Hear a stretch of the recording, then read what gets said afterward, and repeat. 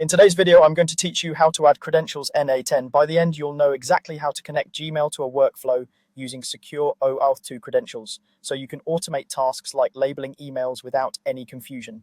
Start by heading to n8n.io and open your n8n workspace. When you land in a new empty workflow canvas, you'll see the prompt to add your first node. Click Add a First Step. This is how we begin building any automation in n8n.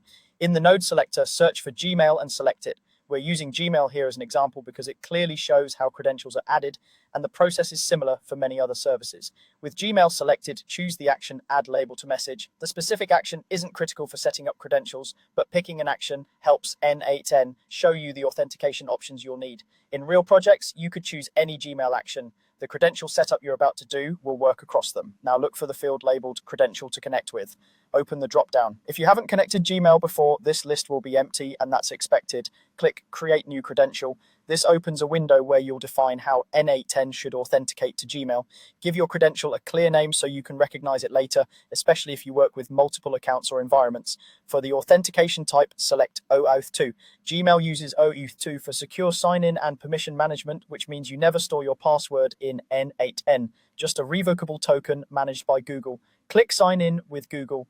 A Google window will open asking you to choose the account you want to connect and to grant the requested permissions. Review the permissions so you understand what the workflow can do on your behalf.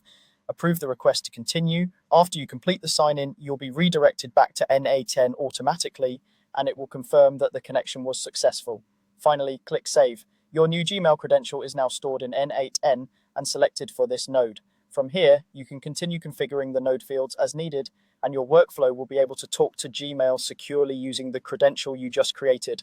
A couple of quick tips before we wrap up. Use clear names for credentials to avoid confusion, and keep your workspace's base URL stable if you're self-hosting, because OAuth 2 redirects rely on it.